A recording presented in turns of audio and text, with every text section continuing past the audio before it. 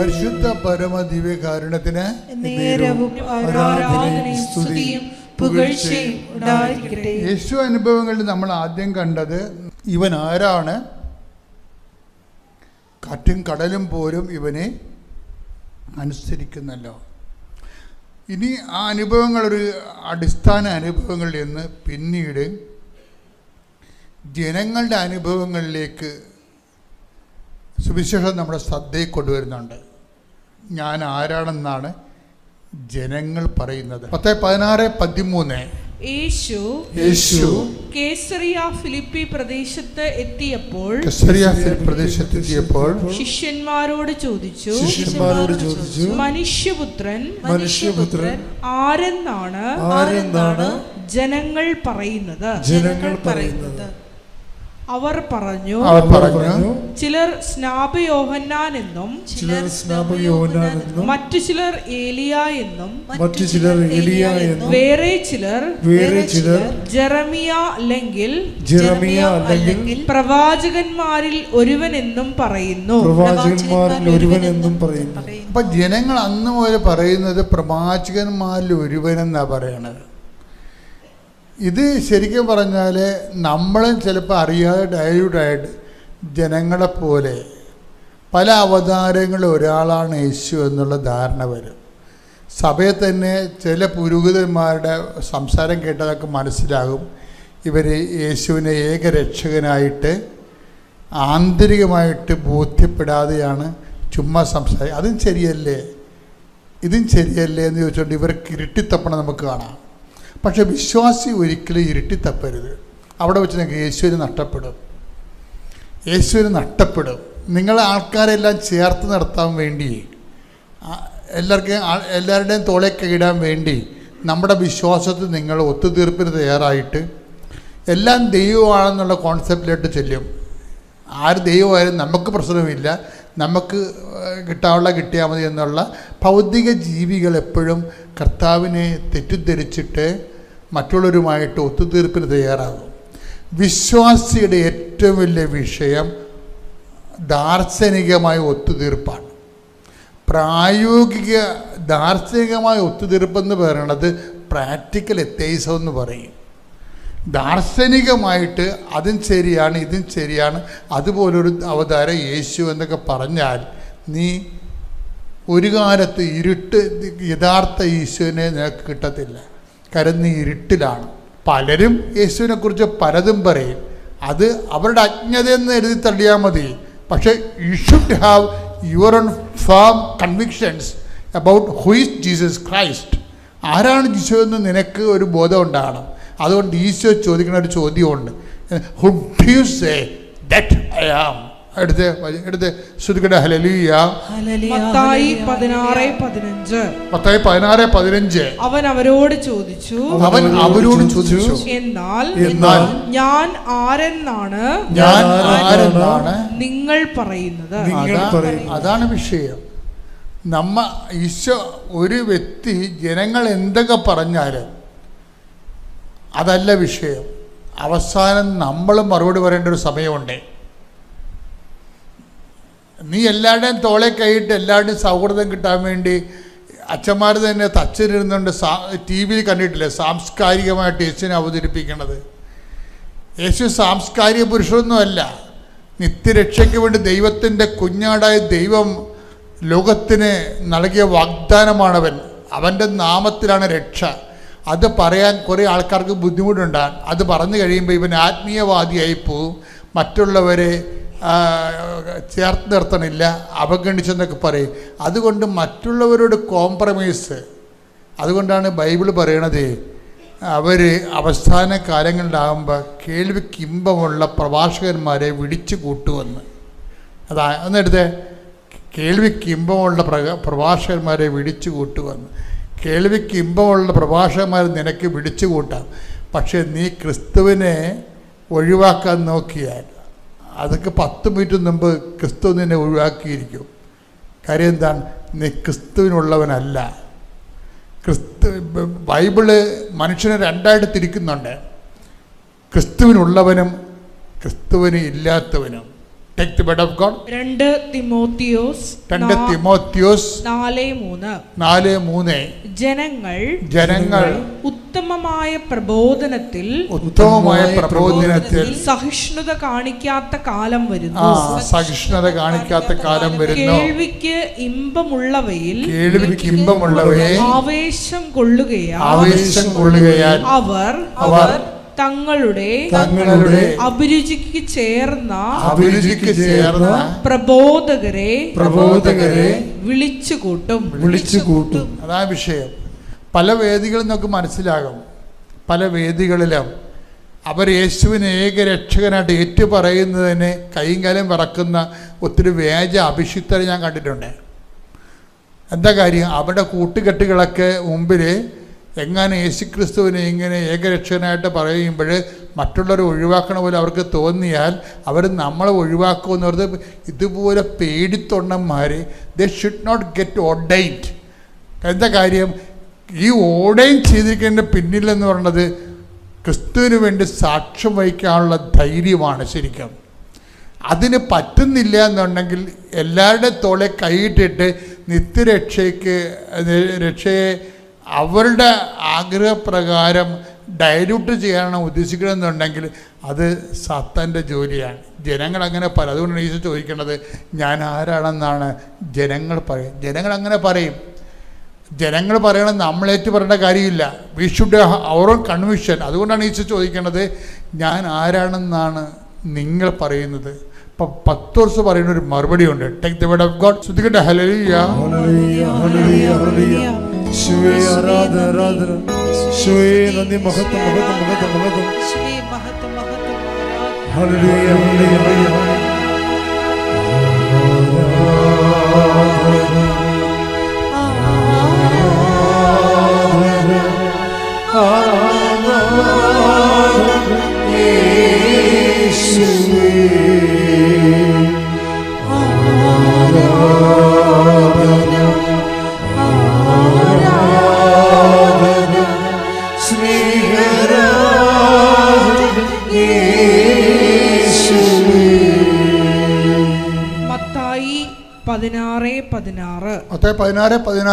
ശിമയോൻ പത്രോസ് പറഞ്ഞു, നീ ജീവനുള്ള ദൈവത്തിന്റെ പുത്രനായ ക്രിസ്തുവാണ്.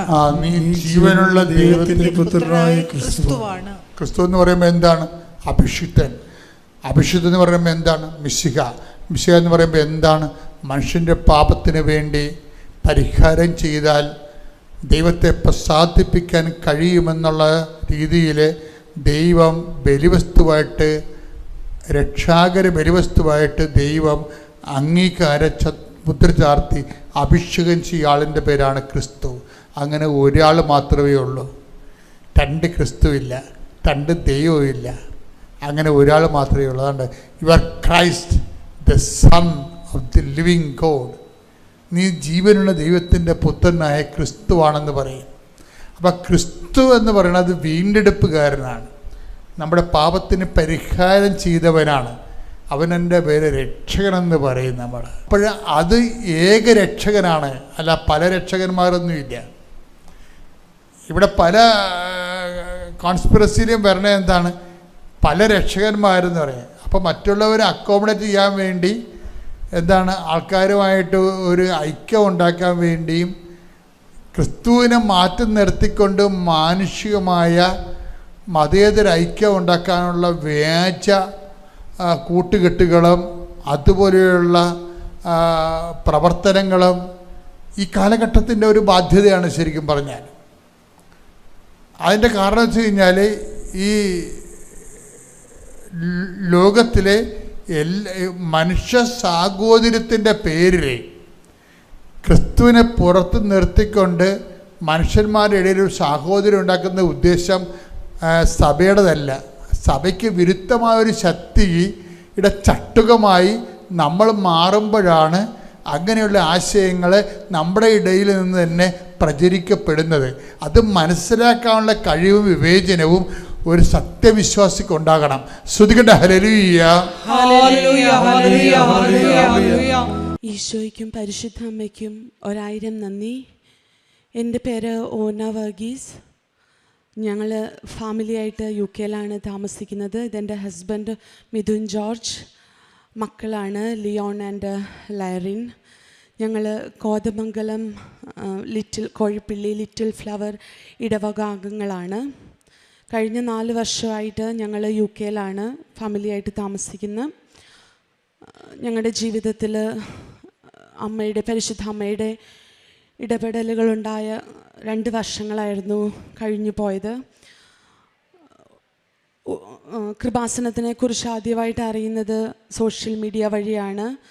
2019 ഞാൻ ആദ്യമായിട്ട് ഇവിടെ കൃപാസനത്തിൽ വന്നത്. പക്ഷെ അന്ന് എനിക്ക് പ്രത്യേകിച്ച് യാതൊരു അനുഭവങ്ങളും കിട്ടിയില്ല. എന്നാലും വന്നതല്ലേ, മാതാവിനോട് പ്രാർത്ഥിച്ചിട്ട് പോകാമെന്നുള്ള വളരെ ലാഘവത്തോടെ എനിക്ക് വിദേശത്ത് പോകാനുള്ള ഒരു വലിയ ആഗ്രഹം ഞാൻ അമ്മയോട് പറഞ്ഞിട്ട് പോവുകയാണ് ചെയ്തത്. പക്ഷേ ഉടമ്പടിയിൽ പ്രാർത്ഥനയിൽ തുടരുകയോ പ്രേക്ഷിത പ്രവർത്തനങ്ങൾ ചെയ്യുകയോ ഒന്നും ചെയ്തില്ല. പക്ഷേ 2022 ജനുവരി മാസത്തിൽ ഒരു യോഗ്യതയും ഉണ്ടായിരുന്നിട്ടില്ലെങ്കിലും ഞങ്ങളെ കുടുംബമായിട്ട് UK മാതാവ് എത്തിച്ചു. സ്റ്റുഡൻറ്റ് വിസയിലാണ് ആദ്യം പോയത്. പക്ഷേ സ്റ്റുഡൻറ്റ് പീരീഡിലായിരിക്കെ തന്നെ മാതാവിൻ്റെ ഭയങ്കര സംരക്ഷണയിലാണ് ഞങ്ങളുടെ കുടുംബം കഴിഞ്ഞു പോയത്. 2023 എൻ്റെ കോഴ്സ് കഴിഞ്ഞ് ഞാനൊരു ജോലിയിൽ പ്രവേശിക്കുകയുണ്ടായി. പക്ഷേ ആ ജോലി എനിക്ക് തുടരാനായിട്ട് സാധിച്ചില്ല. അത് പാതി വഴിയിൽ ഉപേക്ഷിക്കേണ്ടി വന്നു. അതിനെ തുടർന്ന് എൻ്റെ സ്പോൺസർഷിപ്പ് വിഡ്രോവലായി. അപ്പോൾ ഇനി എങ്ങനെ അവിടെ കണ്ടിന്യൂ ചെയ്യുമെന്ന് ഒരു ഐഡിയയും ഉണ്ടായിരുന്നില്ല. ഇത്രയും കഷ്ടപ്പെട്ട് UK എത്തിയിട്ട് ഒന്നുമില്ലാതെ തിരിച്ചു പോരേണ്ടി വരുന്ന ഒരവസരത്തിൽ ഞാൻ ഓർത്തത് ഉടമ്പടിയെക്കുറിച്ച്, കൃപാസനത്തിനെക്കുറിച്ച്. ഓൺലൈനിൽ കഴിഞ്ഞ 2024 മെയ് മാസത്തിലാണ് വീണ്ടും ഞാൻ ഓൺലൈൻ വഴി ഉടമ്പടി എടുക്കുന്നത്. ജോലിയില്ലാത്ത അവസ്ഥയും വിസയില്ലാത്ത അവസ്ഥയും പരിശുദ്ധ അമ്മയ്ക്ക് സമർപ്പിച്ചുകൊണ്ട് ഞാൻ ഉടമ്പടി പ്രാർത്ഥനയിൽ ആയിരിക്കാൻ തുടങ്ങി. ഞാൻ ഓൺലൈനിൽ ഉടമ്പടി എടുത്ത് എൻ്റെ ലാപ്ടോപ്പ് ക്ലോസ് ചെയ്ത് വെച്ച ആ സമയത്ത് തന്നെ എൻ്റെ മൊബൈലിലേക്കൊരു മെസ്സേജ് വരികയാണ്, ഇന്നൊരു ജോബ് ഓപ്പർച്യൂണിറ്റി വേക്കൻസി ഉണ്ട്, എനിക്കത് അപ്ലൈ ചെയ്താൽ എനിക്ക് ചാൻസ് ഉണ്ടെന്ന് എൻ്റെ ഒരു ഫ്രണ്ട്, അത് എന്നെ ഒരുപാട് നാളുകളായിട്ട് എന്നെ വിളിക്കുകയോ കോണ്ടാക്റ്റിലുണ്ടാകാതെ ഇരുന്ന ഒരു ഫ്രണ്ടാണ് എനിക്ക് യാദൃശ്ചികമായിട്ടൊരു മെസ്സേജ് അയക്കുകയാണ്. ഞാൻ ശക്തമായിട്ട് എനിക്ക് കൃത്യമായിട്ട് അറിയാതെ പരിശുദ്ധ അമ്മയുടെ വലിയൊരു മാധ്യസ്ഥത്തിൻ്റെ, പരിശുദ്ധ അമ്മയുടെ വലിയൊരു ഇടപെടലിൻ്റെ അടയാളമാണ്. ഞാൻ പിറ്റേ ദിവസം തന്നെ ആ സ്ഥാപനത്തിൽ പോവുകയും അവിടെ എൻ്റെ ഒരു CV ആപ്ലിക്കേഷൻ കൊടുക്കുകയും ചെയ്തു. അവിടുത്തെ മാനേജർ ഭയങ്കര കൈൻഡായിട്ട് എന്നോട് ബിഹേവ് ചെയ്ത് എൻ്റെ ആപ്ലിക്കേഷൻ സ്വീകരിച്ചെങ്കിലും എന്നെ വിളിക്കാം എന്ന് പറഞ്ഞ് തിരിച്ച് പറഞ്ഞു വിട്ടു, ഉറപ്പായിട്ടും നിന്നെ വിളിക്കാം. പക്ഷേ പിന്നീട് ഒരു 2-3 ആഴ്ചയായിട്ടും എനിക്ക് യാതൊരുവിധ അപ്ഡേറ്റ്സും അവിടെ നിന്ന് കിട്ടിയില്ല. പക്ഷേ ഞങ്ങൾ പ്രാർത്ഥനയിൽ തുടരുകയായിരുന്നു. ഞാനും കുഞ്ഞുങ്ങളും ഹസ്ബൻഡും ഞങ്ങൾ കൈകോർത്ത് പിടിച്ച് അമ്മയുടെ പ്രത്യക്ഷീകരണത്തിൻ്റെ പ്രാർത്ഥന എപ്പോഴും ചൊല്ലിക്കൊണ്ടിരുന്നു, ബൈബിൾ വായിച്ചുകൊണ്ടിരുന്നു, ജപമാല പ്രാർത്ഥിച്ചുകൊണ്ടിരുന്നു. പ്രാർത്ഥനയിൽ ഭയങ്കര ശക്തമായിട്ട് ആഴപ്പെടാനായിട്ട് ആ ദിവസങ്ങളിൽ ഞങ്ങൾക്ക് ഒരുപാട് സാധിച്ചു. അങ്ങനെ കുറേ നാൾ കഴിഞ്ഞിട്ടും അവിടുന്ന് അപ്ഡേറ്റ്സ് ഒന്നും ഉണ്ടായില്ല. പിന്നീട് ഞാൻ അവിടെ വീണ്ടും പോയി അന്വേഷിച്ചു. അപ്പോൾ വേറൊരു മാനേജർ എന്നെ വിളിക്കാം, ധൈര്യമായിട്ട് പോയിക്കോളൂ എന്ന് പറഞ്ഞു വിട്ടെങ്കിലും പിന്നീടും നിരാശയാണ് ഉണ്ടായത്. ആ മാനേജറും മെഡിക്കൽ കണ്ടീഷൻസ് കാരണം ലീവ് എടുത്ത് അവിടുന്ന് മാറിപ്പോയി.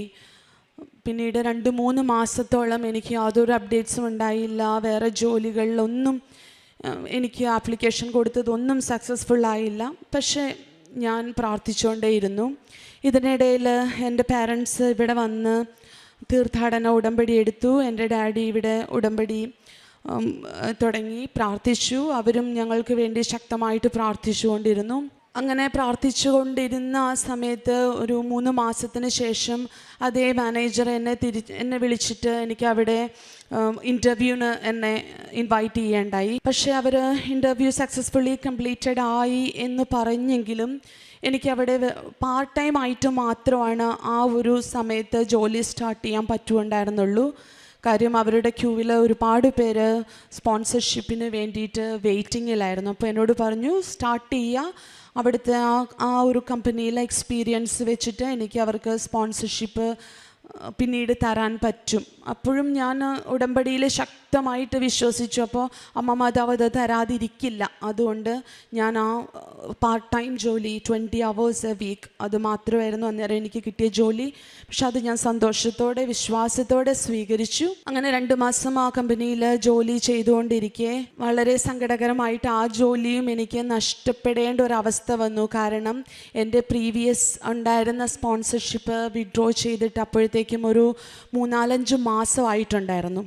UK നിയമം അനുസരിച്ച് ഒരു 60 ദിവസമാണ് നമ്മുടെ പഴയ സ്പോൺസർഷിപ്പ് വിഡ്രോവലിന് ശേഷം UK നമുക്ക് ജോലി ചെയ്യാനോ അല്ലെങ്കിൽ അവിടെ താമസിക്കാനോ ഉള്ള ഒരു അർഹതയുള്ളൂ. പക്ഷേ എനിക്കറിയില്ല, ഇത്രയും മാസങ്ങൾ കഴിഞ്ഞു പോയിട്ടും UK ഇമിഗ്രേഷൻ ഡിപ്പാർട്ട്മെൻറ്റിൽ നിന്ന് എനിക്ക് യാതൊരുവിധ മെയിലും അതുമായിട്ട് റിലേറ്റ് ചെയ്ത് വന്നില്ല. സാധാരണ എല്ലാവർക്കും ഒരു 60 ദിവസത്തെ ഗ്രേസ് പീരീഡ് കൊടുത്തിട്ട് 60 ദിവസത്തിനുള്ളിൽ ഒരു പുതിയ ജോലി അത് കണ്ടുപിടിക്കാൻ പറ്റാത്ത പക്ഷം UK നിന്ന് നമ്മൾ തിരിച്ചു പോരേണ്ടതായിട്ടുണ്ട്. പക്ഷേ എനിക്ക് അങ്ങനെ ഒരു മെയിൽ വന്നിട്ടില്ല. ഈ കമ്പനിയിലെ ഈ മാനേജ്മെൻറ്റും അവരുടെ ലീഗൽ അഡ്വൈസേഴ്സും എന്നോട് പറഞ്ഞു, നിനക്ക് സ്റ്റിൽ UK വർക്ക് ചെയ്യാനുള്ള ഒരു ലീഗൽ റൈറ്റ് ഉണ്ടെന്ന് പ്രൂവ് ചെയ്യാനായിട്ട് പറ്റുവാണെങ്കിൽ നിൻ്റെ കേസ് ഞങ്ങൾ കൺസിഡർ ചെയ്യാമെന്ന് പറഞ്ഞു. അപ്പോൾ ഞാൻ സ്വയം ഇമിഗ്രേഷൻ ഡിപ്പാർട്ട്മെൻറ്റിന് മെയിൽ അയക്കുകയാണ്. എൻ്റെ സ്പോൺസർഷിപ്പ് ഒരു 4-5 മാസം ജൂലൈയിൽ വിഡ്രോ ചെയ്തതാണ്. പക്ഷേ എനിക്ക് ഇതുവരെ നിങ്ങളുടെ ഭാഗത്തുനിന്ന് ഒരു മെയിലും റിസീവ് ചെയ്തിട്ടില്ല. അപ്പം ഞാൻ സ്റ്റിൽ ഇവിടെ ലീഗലി റൈറ്റ് ടു ലീവ് എനിക്കുണ്ടോ എന്ന് ചോദിച്ചുകൊണ്ട് ഞാനൊരു മെയിൽ അവർക്ക് അയച്ചു. സാധാരണ അങ്ങനെയൊന്നും ആരും ചെയ്യില്ല. എപ്പോഴാണോ മെയിൽ വരുന്നത് അത്രയും നാളും അവിടെ പിടിച്ചു നിൽക്കാനേ നോക്കുകയുള്ളൂ. പക്ഷേ എനിക്ക് പരിശുദ്ധ അമ്മയുടെ മാധ്യസ്ഥത്തിൽ അത്ര വിശ്വാസമായിരുന്നു. അമ്മ മാതാവ് എന്നെ കൈവിടില്ല. ആ ഒരു ധൈര്യത്തിൽ ഞാൻ അങ്ങോട്ടേക്ക് ഇനിഷ്യേറ്റീവ് എടുത്ത് എൻ്റെ വിസ വിഡ്രോവലായി എന്നുള്ളത് ഇമിഗ്രേഷൻ ഡിപ്പാർട്ട്മെൻറ്റിനെ അറിയിച്ചു. അപ്പോൾ അവർ എനിക്ക് തിരിച്ച് മെയിൽ അയക്കുന്നത്, ഞങ്ങൾ അതിനെപ്പറ്റി അവെയറാണ്, നിൻ്റെ പഴയ സ്പോൺസർഷിപ്പ് കഴിഞ്ഞ ജൂലൈയിൽ വിഡ്രോവൽ ചെയ്തതാണ് പ്രീവിയസ് എംപ്ലോയർ, ഞങ്ങൾ അതിനെപ്പറ്റി അവെയറാണ്. പക്ഷേ ഞങ്ങൾ നിൻ്റെ ആ ഒരു കാര്യത്തിൽ ഞങ്ങളൊരു ഡിസിഷൻ ഇതുവരെ എടുത്തിട്ടില്ല. സോ നീ ഇപ്പോഴും ഇവിടെ UK ലിവ് ചെയ്യാനായിട്ട് നിനക്ക് റൈറ്റ് ഉണ്ട് എന്ന് പറഞ്ഞിട്ട് അവരൊരു മെയിൽ അയച്ചു.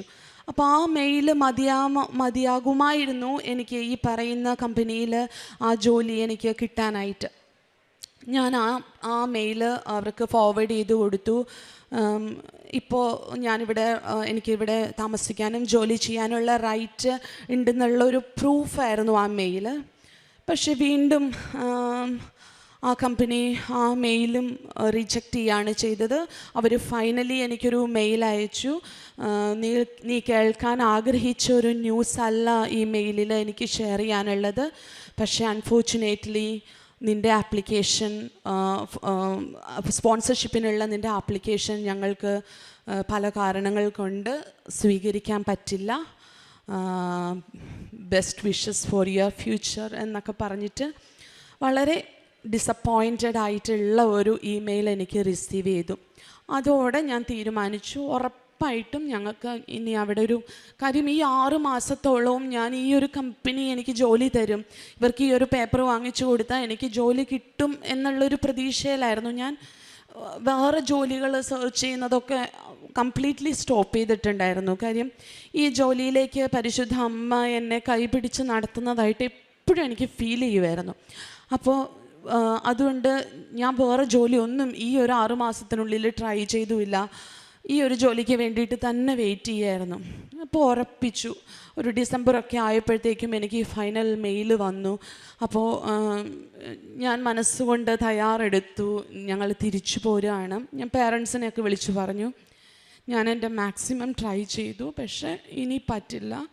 അപ്പോഴത്തേക്കും ഞാൻ മെൻ്റലി ഫിസിക്കലി ഒക്കെ എക്സോസ്റ്റഡ് ആയിരുന്നു. കുട്ടികളും ഒക്കെ ഭയങ്കര ഒരു ഡിപ്രഷൻ്റെ അവസ്ഥയിലാണ് എത്തി. പ്രത്യേകിച്ച് എൻ്റെ മോളൊക്കെ ഭയങ്കരമായിട്ട് മാനസികമായിട്ട് ഭയങ്കര പിരിമുറുക്കത്തിലായി.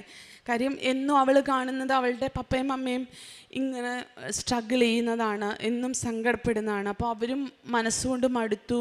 അവർക്കും എങ്ങനെയെങ്കിലും തിരിച്ചു പോന്നാൽ മതി, നാട്ടിൽ വന്നാൽ മതി എന്നായി.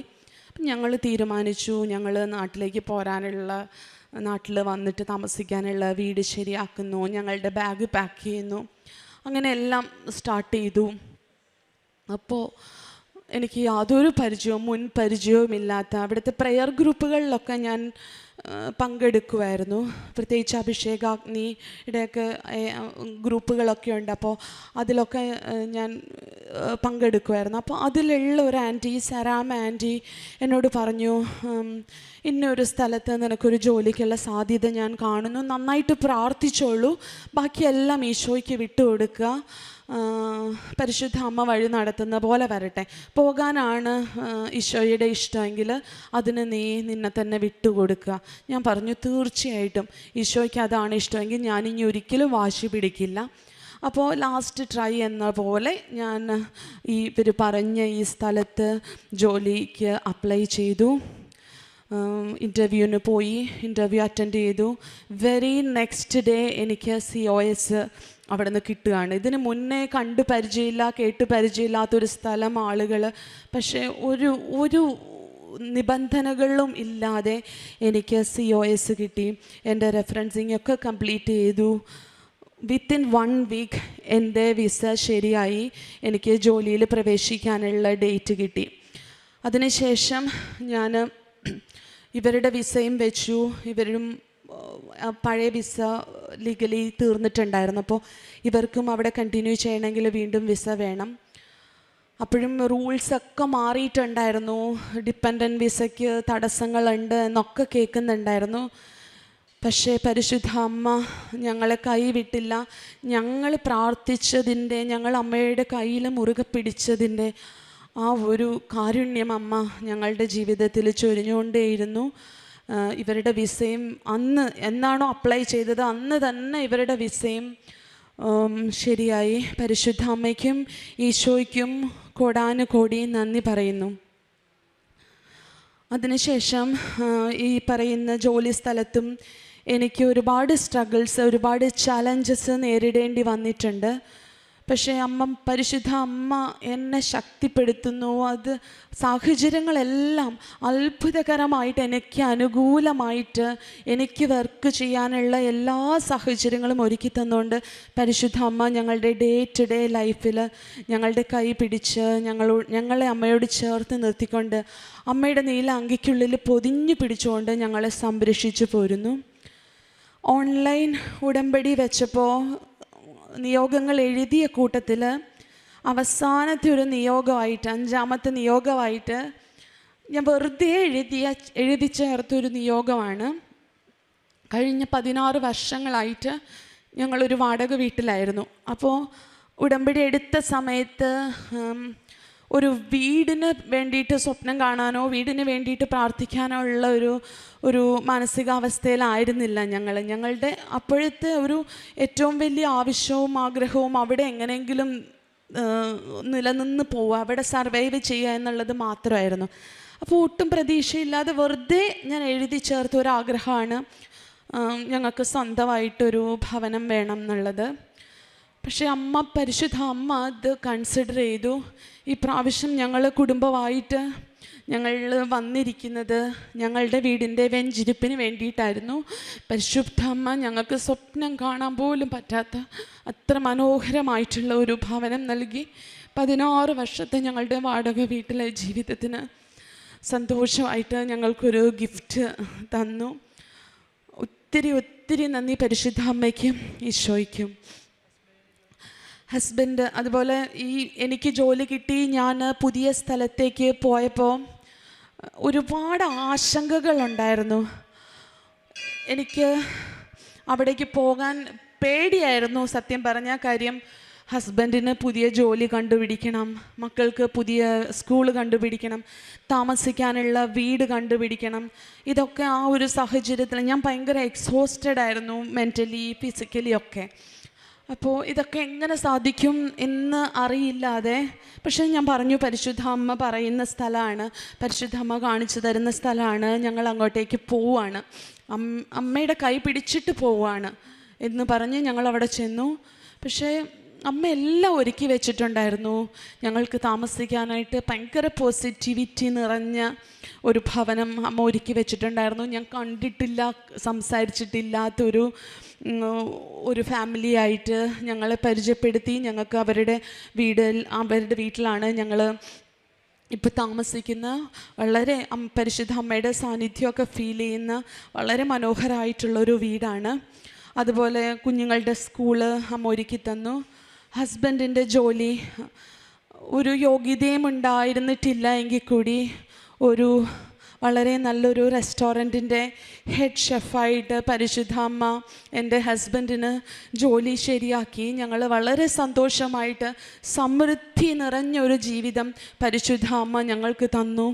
ആ കുറച്ച് നാളുകളിൽ ഞങ്ങൾ അനുഭവിച്ച ആ ഒരു സ്ട്രഗിൾസിനൊക്കെ സമ്മാനമായിട്ട് ഒരു സ്ട്രഗിൾസും ഇല്ലാത്ത സന്തോഷമുള്ള സമാധാനമുള്ള ജീവിതമാണ് പരിശുദ്ധ അമ്മ ഞങ്ങൾക്ക് ഈശോയുടെ അടുത്തുനിന്ന് വാങ്ങിത്തന്നത്. പ്രേക്ഷിത പ്രവർത്തനങ്ങളായിട്ട് ഞാൻ സോഷ്യൽ മീഡിയ തന്നെയാണ് ഏറ്റവും ആദ്യം യൂസ് ചെയ്തുകൊണ്ടിരുന്നത്. ഞാൻ സ്റ്റാറ്റസ് സ്ഥിരമായിട്ട് സാക്ഷ്യങ്ങൾ കാണുകയും അത് സ്റ്റാറ്റസ് ഇടുകയൊക്കെ ചെയ്യുമായിരുന്നു. അനേകം പേര് അത് നോട്ട് ചെയ്യുകയും എന്നോട് അതിനെ പറ്റിയിട്ടൊക്കെ സംസാരിക്കുകയൊക്കെ ചെയ്തിട്ടുണ്ട്. പിന്നെ എൻ്റെ ഡാഡി ഇവിടെ വന്ന് ഉടമ്പടി എടുത്ത സമയത്ത് ഞാൻ എനിക്ക് വേണ്ടിയിട്ട് UK കുറേയധികം പാക്സ് ഓഫ് ന്യൂസ് പേപ്പേഴ്സ് ഇംഗ്ലീഷിലും മലയാളത്തിലും ഞാൻ ഇവരെ കൊണ്ട് കൊറിയർ ചെയ്യിപ്പിച്ചിട്ടുണ്ടായിരുന്നു. എന്നിട്ട് ഞാൻ അവിടെ പള്ളിയിലൊക്കെ പോകുമ്പോൾ അവിടെയുള്ള ഇംഗ്ലീഷ് പീപ്പിളിനും മലയാളികളായിട്ടുള്ളവർക്കും ഒക്കെ ഇത് കൊടുത്ത് കൃപാസനത്തെ പറ്റി സംസാരിക്കുകയും കുറേ അധികം പരിശുദ്ധ അമ്മയുടെ കുറേ അധികം മെഡൽസ് വാങ്ങിക്കൊണ്ട് പോയിട്ട് അവിടെയുള്ള എല്ലാവർക്കും കൊടുക്കുക. അപ്പോൾ അവിടെയുള്ള ഇംഗ്ലീഷുകാർക്കൊക്കെ അമ്മച്ചിമാർക്കൊക്കെ ഭയങ്കര ഇഷ്ടമാണ് ആ മെഡൽ കിട്ടുന്നവർ. അത് വളരെ കാര്യമായിട്ട് സ്വീകരിക്കുകയും അപ്പോൾ ഞാൻ അമ്മയുടെ പാരിഷിനെ കുറിച്ചൊക്കെ അവരോട് സംസാരിക്കും ഒക്കെ ചെയ്തിട്ടുണ്ട്. ആത്മീയ ജീവിതത്തിൽ ഒത്തിരി അധികം ഉണർവ് ഞങ്ങളുടെ ജീവിതത്തിന് അടിമുടി മാറ്റിമറിച്ച ഒരു കാലഘട്ടമായിരുന്നു ഈ ഉടമ്പടി കാലഘട്ടം. ഞങ്ങൾ ഫാമിലിയായിട്ട് എൻ്റെ മാത്രമല്ല കുഞ്ഞുങ്ങളാണെങ്കിലും ഒരുപാട് പ്രാർത്ഥനയിൽ ആഴപ്പെടാൻ എല്ലാ കാര്യങ്ങളും ദൈവത്തിനോട് ചോദിച്ച് പരിശുദ്ധ അമ്മയുടെ കൈ പിടിച്ച് ചോദിച്ചു വാങ്ങിക്കാനായിട്ടുള്ള ഒരു മനസ്സ് എൻ്റെ കുഞ്ഞുങ്ങൾക്കും ഉണ്ടായി. എല്ലാ ദിവസവും ഞങ്ങൾ കുർബാനയിൽ പങ്കെടുക്കും.